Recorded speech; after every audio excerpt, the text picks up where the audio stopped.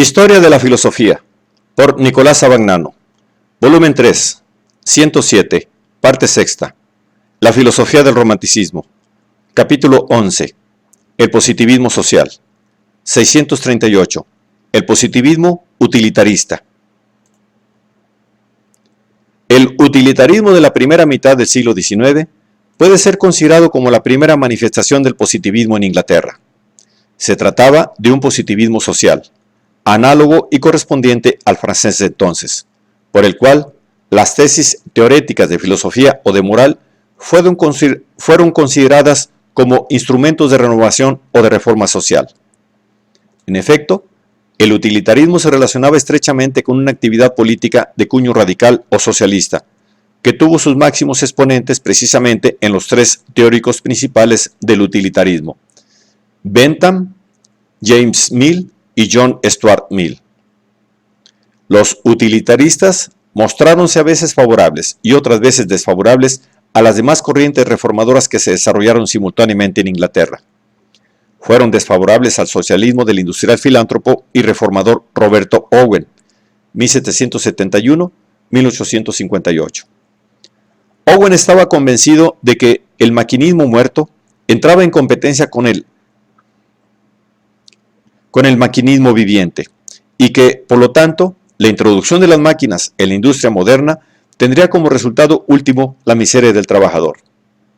Por esto, quiso crear comunidades que se mantuviesen a sí mismas mediante el cultivo del suelo, con la azada, y en las cuales cada hombre trabajase para todos.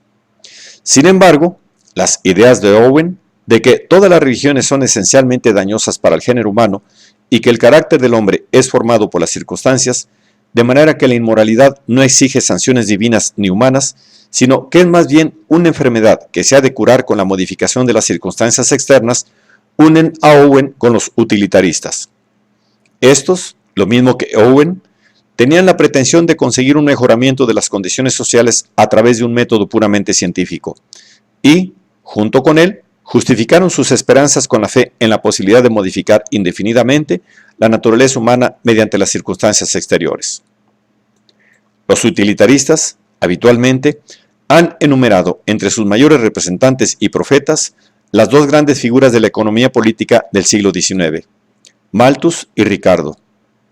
En su primer momento, con los fisiócratas franceses y con Adam Smith, la economía política había participado de la fe optimista del iluminismo del siglo XVIII, creadora del concepto de un orden de los hechos económicos por el cual llegan a coincidir providencialmente el interés privado y el interés público, de donde resulta que al individuo le basta seguir su propio interés para actuar al mismo tiempo como una fuerza dirigida al bien de todos. Malthus y Ricardo ponen de relieve crudamente las anomalías fundamentales del orden económico, evidenciando, por tanto, la necesidad de una modificación activa de ese mismo orden y, por consiguiente, de un progreso no ya natural y mecánico, sino dirigido por fuerzas morales. Pero tales fuerzas, y aquí reside el carácter positivista de toda esta corriente, no pueden actuar más que sobre hechos y por medio de hechos. En otras palabras, la acción del hombre sobre la realidad social debe seguir el mismo método que la ciencia emplea con éxito en su acción sobre el mundo natural. Tomás Roberto Malthus, 1766-1834, publicó anónimamente en 1798 su Ensayo sobre la población, del que en 1803 hizo una segunda edición, aumentada y modificada. Su punto de partida es una consideración de la relación entre el crecimiento de la población y el crecimiento de los medios de subsistencia. Teniendo presente el desarrollo de la América del Norte inglesa, Malthus observó que la población tiende a crecer en proporción geométrica, 2, 4, 8, etc. Esto es, duplicándose cada 25 años, mientras que los medios de subsistencia tienden a crecer en proporción aritmética, 1, 2, 3, etc. El desequilibrio que así se crea entre la población y los medios de subsistencia puede ser eliminando de dos maneras, según Malthus. En primer lugar, a través de la miseria y del vicio, que disminuyen y diezman la población. En segundo lugar, por medio del control preventivo de los nacimientos. Evidentemente, el progreso de la sociedad humana consiste en sustituir lo más posible, el control represivo por el control preventivo, en impedir el aumento excesivo de la población mediante lo que él llama la abstención moral, esto es, con el abstenerse del matrimonio por motivos prudenciales y con una conducta estrictamente moral durante el periodo de dicha abstinencia. Malthus no veía otro remedio para los males sociales que el de una educación fundada en tales principios. Su doctrina, indudablemente, planteó un problema que continúa siendo de palpitante actualidad y que procuró resolver con espíritu científico, enfrentándose valorosamente con los datos que estaban a su alcance. El otro economista, David Ricardo, 1772-1823, es autor de los Principios de Economía Política y de Impuestos, 1817, que se convirtió en la Biblia económica de los utilitarios.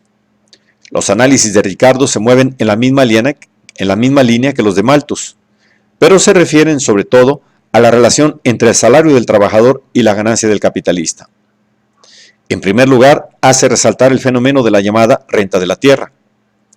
Dado que en el mercado el mismo producto debe ser vendido al mismo precio, los propietarios de los terrenos más fértiles, que producen a un coste inferior, tienen un plus de beneficio que constituye precisamente la renta de la tierra. Es evidente que este fenómeno pone el interés de los propietarios rurales en antagonismo con el interés de la colectividad, ya que, a medida que se verifica un aumento de la población, o en general, un estado de mayor miseria, la renta de los propietarios agrarios se acrecienta. El orden económico no actúa aquí como orden providencial o provechoso. En cuanto al salario, Ricardo admite que su precio natural es el necesario para poner a los trabajadores en la posibilidad de vivir y perpetuar su raza sin aumentar ni disminuir. Vio así claramente el antagonismo entre beneficio y salario. Y con todo, aún considerando el capital nada más que como trabajo acumulado, no creyó que su rendimiento fuera siempre proporcionado al trabajo personal. Merced a su obra, la economía política salió de la fase de una justificación del orden social existente para entrar en una fase de crítica de este orden y de una aportación de los medios aptos para modificarlo. Estrechamente ligadas con estas doctrinas económicas deben considerarse las doctrinas filosóficas de los utilitaristas. Jeremías Bentham, 4 de febrero de 1748 al 6 de junio de 1832. Fue un filántropo y un político que dedicó su actividad a proyectar y promover una reforma de la legislación inglesa, encaminada a mejorar las condiciones del pueblo. Parte del mismo principio que muchos escritores del iluminismo y que halló su mejor fórmula en Hutcheson y Beccaria. La máxima felicidad posible para el mayor número posible de personas. Bentham consideró siempre este principio como la única medida legítima del bien y del mal. Su primer escrito, Fragmentos sobre el Gobierno, fue publicado en 1776.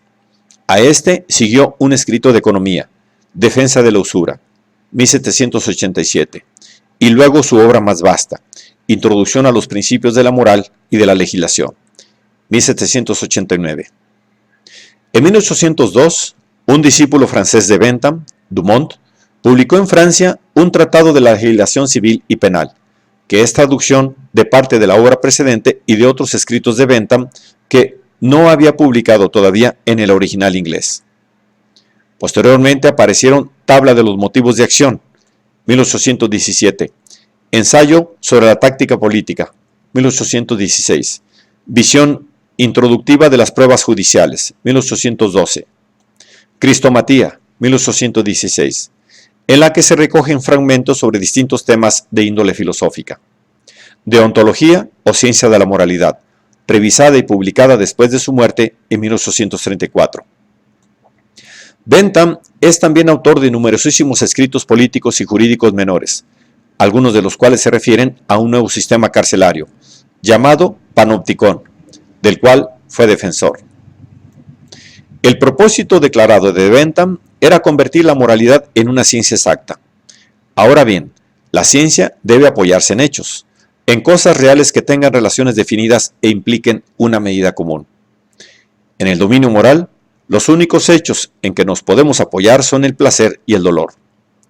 La conducta del hombre es determinada por la espera del placer o del dolor, y este es el único motivo posible de acción.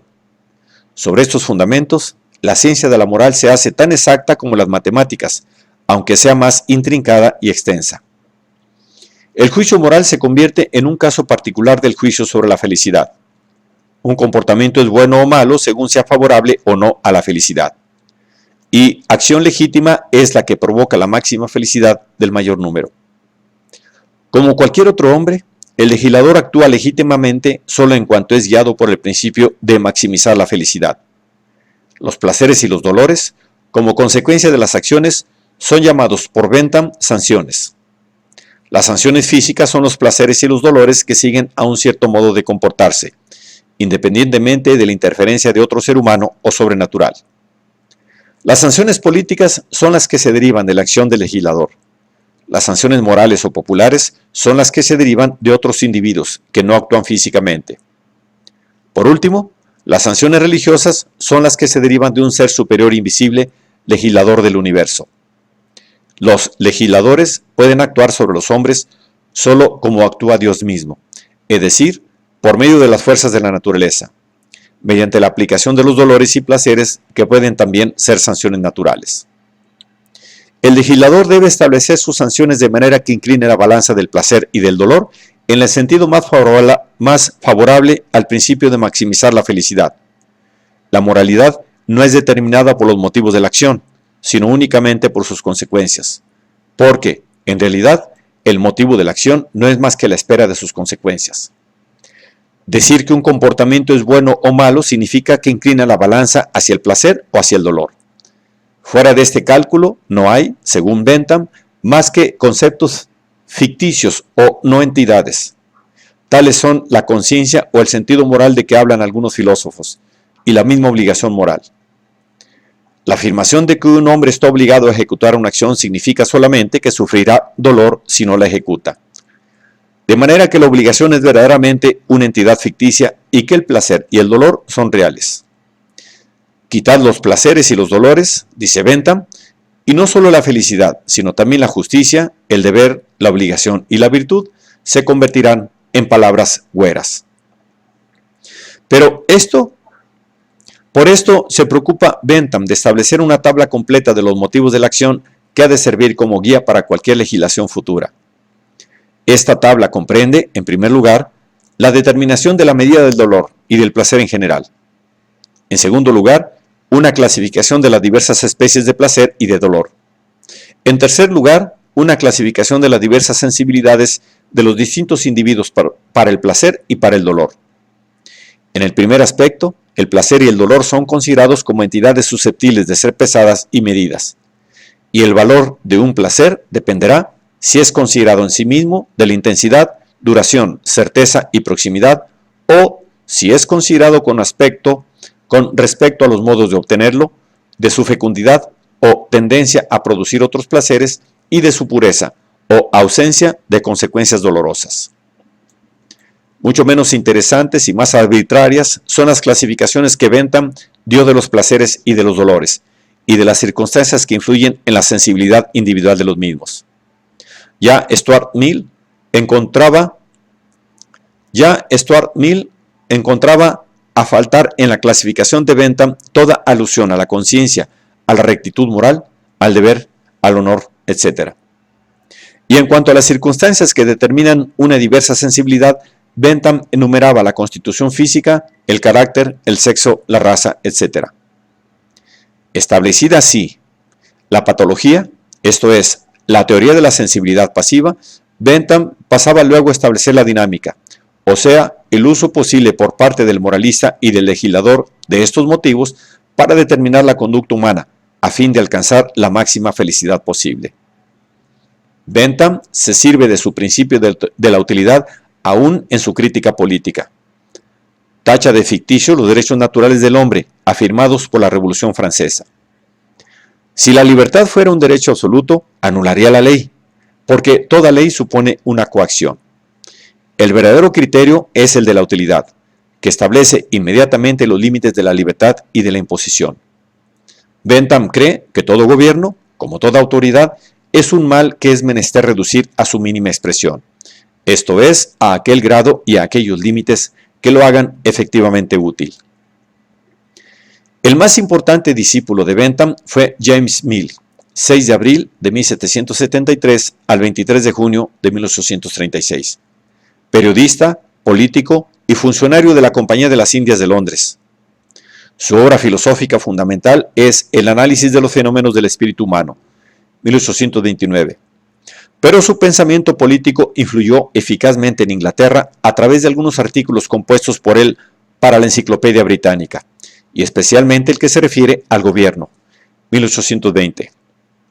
Este artículo es una defensa del gobierno representativo, es decir, de la capacidad del pueblo para constituir por sí mismo una clase dirigente defensora de sus intereses. Si la reforma, decía Mill, ha hecho al pueblo juez de sí mismo en materia religiosa, no se ve por qué no habríamos de tener confianza en el pueblo como juez de sí mismo en materia política. El objetivo de Mill, en su obra fundamental, es hacer un análisis completo de los fenómenos mentales, esto es, reducir estos fenómenos a sus elementos primitivos, de modo análogo al que emplea la ciencia con los fenómenos de la naturaleza. Este intento está en la niña del pensamiento iluminista inglés, desde Hume en adelante, y su más notable antecesor es Hartley. Su novedad radica en el planteamiento positivista. Mill quiere fundar una ciencia del espíritu que se apoye en hechos como la ciencia de la naturaleza. Y el hecho, para Mill, es la sensación. Los últimos componentes del espíritu son las sensaciones, de las cuales son copia las ideas. Como para Hume, el espíritu es para Mill una corriente de sensaciones y las asociaciones de las ideas entre sí siguen el orden de las sensaciones. Tal es la ley general de la asociación de ideas. Las sensaciones sincrónicas producen ideas sincrónicas y las sensaciones sucesivas, ideas sucesivas. De manera que la contigüidad en el espacio y en el tiempo es la única ley posible de asociación. Cuando las dos cosas han sido percibidas juntas, simultáneamente en el espacio o sucesivamente en el tiempo, nosotros no podemos percibir o pensar una de ellas sin pensar en la otra. Mill no consigue establecer ninguna diferencia entre asociaciones verdaderas y asociaciones falsas, esto es, entre asociaciones que se adapten a las conexiones de las cosas y asociaciones que no lo hagan. En ambos casos, en efecto, refiere la fuerza de la asociación a la frecuencia con que se repite y que la hace habitual, constituyendo con ella, como él dice, una asociación inseparable. La ley de asociación es invocada por Mill para explicar también la vida moral. La idea de un placer excitará la idea de la acción, que es la causa del mismo, y cuando existe la idea, la acción debe seguir. Un fin no es más que un placer deseado y constituye el motivo de la acción, motivo que excluye toda libertad del querer. La asociación explica el paso de la conducta egoísta a la altruista. Nuestro placer privado está estrechamente unido al de los otros, padres, hijos, amigos, y esta asociación constante acaba por hacer desear el placer de los demás como el propio, e incluso por conducir el sacrificio. El desarrollo de la vida moral sería así debido al nacimiento de nuevos fines debidos a la asociación, fines que se sobrepondrían a los demás, asumiendo en sí un carácter atrayente que primitivamente no tenían. Mill declara que este análisis no disminuye la realidad de los sentimientos analizados. La gratitud sigue siendo gratitud y la generosidad, generosidad, aun cuando hayan sido reducidas a sus últimos motivos egoístas. Del mismo modo que un rayo de luz continúa siendo blanco para nosotros aún después que Newton lo descompusiera en rayos de diferentes colores. Esta observación revela el carácter positivista de la obra de Mill. La moral debe convertirse, según él, en una ciencia positiva como la ciencia natural, y este carácter distingue su asociacionismo del de sus predecesores.